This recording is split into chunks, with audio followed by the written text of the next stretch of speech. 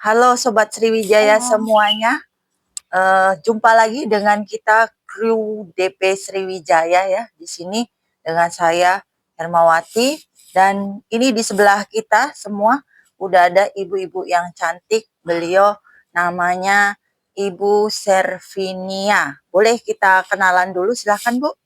Oke, baik, Sobat Sriwijaya semua. Perkenalkan, nama saya Servinia Dwi Ayundra.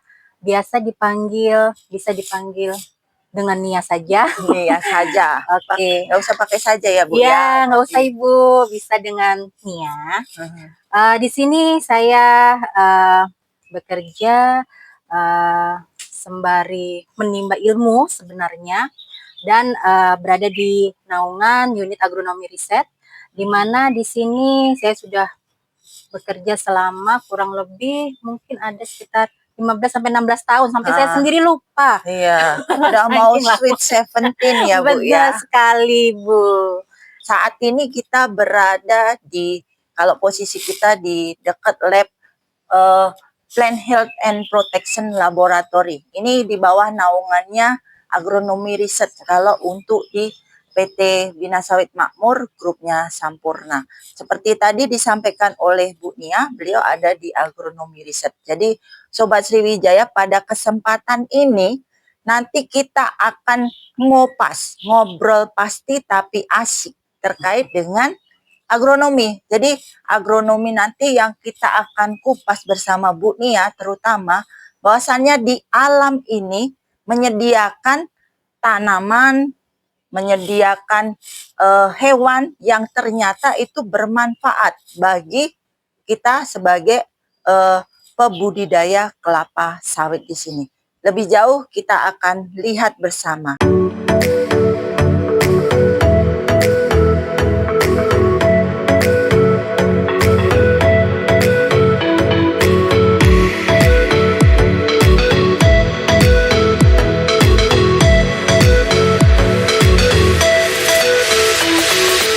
Oke, Sobat Sriwijaya semuanya, seperti tadi kita sampaikan, saat ini kita sudah berada di dalam rumah kasa. Seperti ini kita lihat, kalau tadi backgroundnya putih aja ya, ini kita udah di dalam rumah kasa. Banyak hal-hal yang menarik yang bisa kita pelajari dari Bu Nia.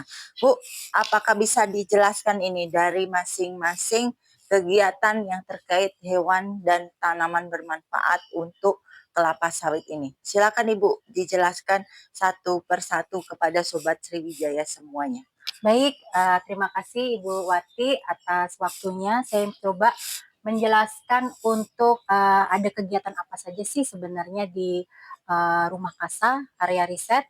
Nah, jadi di sini kita coba ulas satu-satu bahwa di sini kami mengembangbiakkan musuh alami dari beberapa hama yang menyerang di kelapa sawit. Jadi apa saja di sini, bahwa kami mengembangbiakkan ada sikanus atau predator dari ulat api itu sendiri. Di sini kami mengembangkan dari mulai dari imago atau mulai dari dewasanya berpasangan, kami ambil dari lapangan, kemudian kami kembang biakkan sampai dia bertelur. Kemudian setelah bertelur, dia akan mulai berganti kulit menjadi instar, berubah menjadi instar 1 sampai dengan instar 5.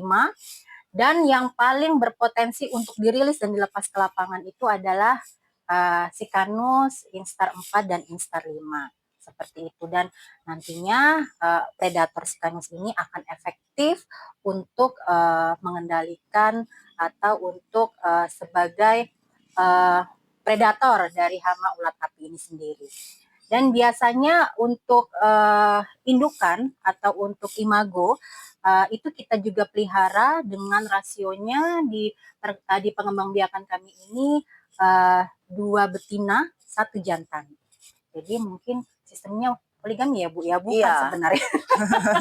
2 betina 1 jantan ya. Jantan tangguh. Betul, tapi itu kami buatkan kandang atau kami buatkan tempat sendiri-sendiri, jadi bisa kami wadahkan toples. Jadi per toples ini per instarnya masing-masing, atau setelah dia dewasa atau besar, dia akan menjadi indukan atau imago yang nantinya akan menghasilkan telur, kemudian mulai berkembang biak lagi seperti itu. Dan untuk Sikanus ini sendiri sebenarnya itu sudah ada di lapangan. Musuh alami ini sebenarnya sudah ada di lapangan.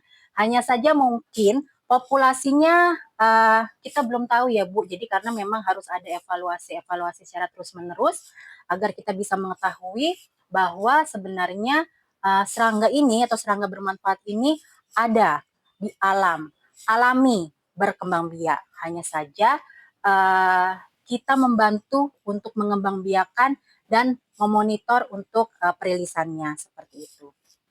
Jadi ini adalah predator Sikanus yang nantinya akan kita rilis kembali ke kebun-kebun yang membutuhkan atau kebun-kebun yang sebagai bentuk antisipasi kita untuk mengantisipasi serangan ulat api seperti itu. Hanya saja tidak serta-merta juga Sikanus ini untuk dilepas begitu saja Ibu. Jadi memang kita harus ciptakan dulu kondisi di lapangan. Jadi kita memang harus menyiapkan untuk tempat tinggalnya. Tempat tinggal Betul. Sikanus supaya Tempat tinggal. betah dan Betul berkembang biak ya Bu Ya. ya.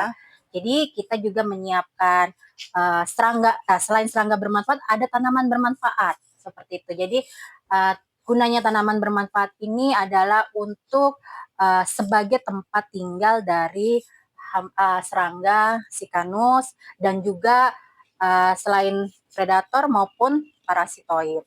Dan nanti dari tanaman-tanaman bermanfaat itu dia akan mengambil nektar apabila memang tidak ada serangan hama di lapangan dan sebagai tempat hidupnya.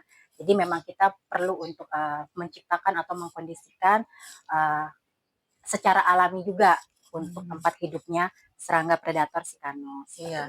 Jadi tadi ya Sobat Sriwijaya, ternyata untuk predator ulat api ini sudah tersedia di alam. Ada namanya serangga Sikanus ya, yang di sini sengaja kita kembang biakkan supaya jumlahnya itu populasinya semakin banyak, sehingga kita memang prinsip pengendalian hama kita di sini adalah ramah lingkungan.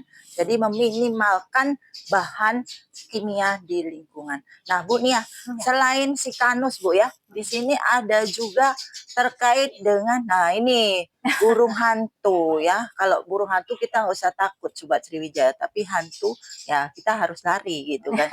Di sini ada burung hantu. Ini ada kegunaannya untuk apa Bu Nia? Coba Ya. bisa dijelaskan kepada Sobat Sriwijaya semuanya. Baik, kalau tadi Sikanus ini adalah predator ulat api, nah untuk hama lainnya itu adalah hama tikus Bu, yang paling dominan di perkebunan kelapa sawit. Jadi apabila Sobat Sriwijaya melihat banyak tikus-tikus di lahan, ternyata itu adalah hama. Jadi bukan sesuatu yang diternakkan ya kan.